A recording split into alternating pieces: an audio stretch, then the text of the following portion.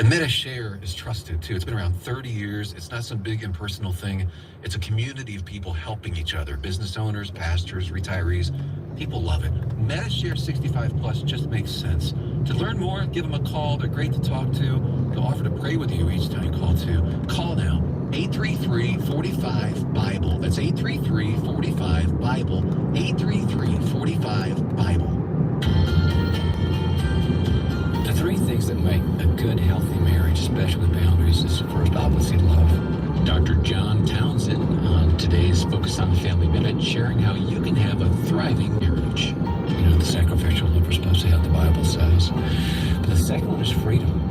I've got to be able to make free choices, not compliant choices. I've got to be able to say, I want to do this or I don't want to do this, and you not try to control me or gaslight me or whatever. That's the freedom aspect. Love, freedom. The third one is responsibility. I'm supposed to shoulder my weight, and I'm supposed to do my job in the marriage to love and provide and whatever, my talents are. But I need to be responsible for my behavior with you. And things go very well when all three people are seriously committed to love, freedom, and responsibility. More from Dr. John Townsend today at FamilyMinute.org.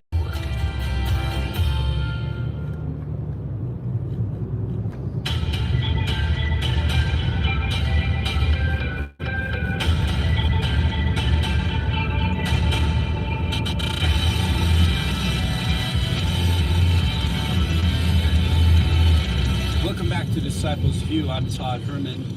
It's one more email here. I think it's important that we'll get to the Tower Babbling and a personal note. And this comes from Richards in Lexington, Kentucky. Dear Mr. Herman, I enjoy your program on AFR and have begun to subscribe to your Substack. I do have a problem with some of your attitudes towards medical professionals. I heard you speak on your Substack recently about Senator John Thune. Thune had said that he prefers to have women listen to their doctors as regards to taking things like Tylenol rather than RFK Jr. I hope you know that RFK Jr. is not a doctor. If not, that's something you should add to your knowledge base. As a doctor myself, I find it disturbing that so many people have begun to question our education and our judgment. I get into being a doctor to save lives. I think that's what I do. I'm a general MD and proud of it. And I would love to have a better explanation as to why you said what you did about Thune. I agree with you on so many things. It's hurtful as a physician to hear you saying that people should discount what the physicians tell them. God bless you and your family. I enjoy the program on AFR and hope one day to shake your hand. Richard, God bless you for the notes and the tone of the notes. And I will apologize for having hurt your feelings. Certainly not my intent. So let me just address this point by point if I can. Number one, I do know that RFK Jr. is not a doctor.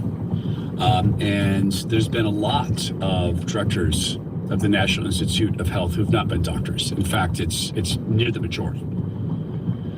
Secondly, I do try to make a point, and if I didn't at that point in that program, I apologize, that there are very good doctors like yourself who do what's right. And I will assume that about you. What I meant and what I continue to say is your profession, though, doctor. Now, Richard, you allowed me to call your first name. I'll do that. Thank you. Your profession has been purchased, not get kids injected. They lose money if they don't get kids injected. Injected with what? Well, vaccines, which are safe and effective. How do we know this? When these have been studied in whole, as is featured in the film An Inconvenient Study, side by side we see that unvaccinated populations are wildly more healthy than vaccinated populations. Neurologically, immunologically, in respiration, and even things like arthritis, etc., ADHD, ADD, and it's not even close.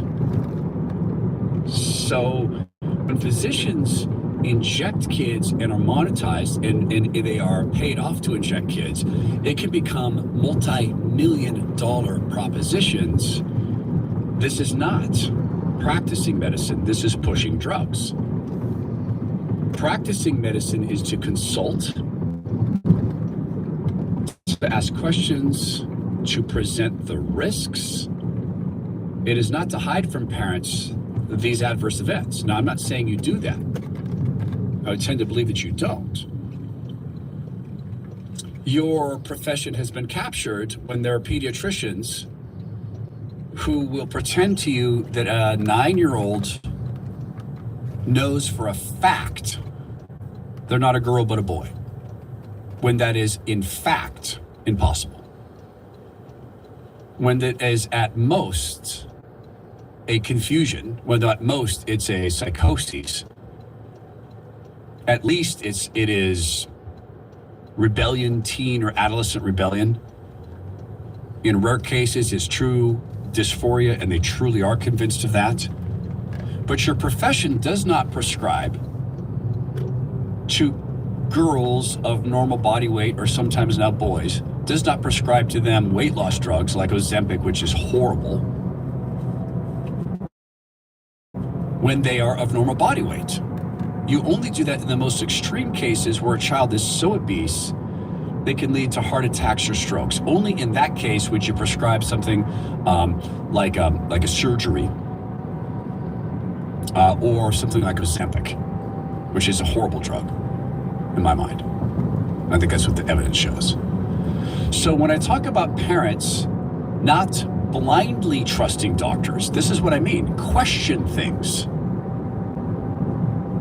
If your doctor says vaccines are safe and effective and you should take all of them, parents should say, let's go one by one through each drug and talk about the safety profile and known adverse events.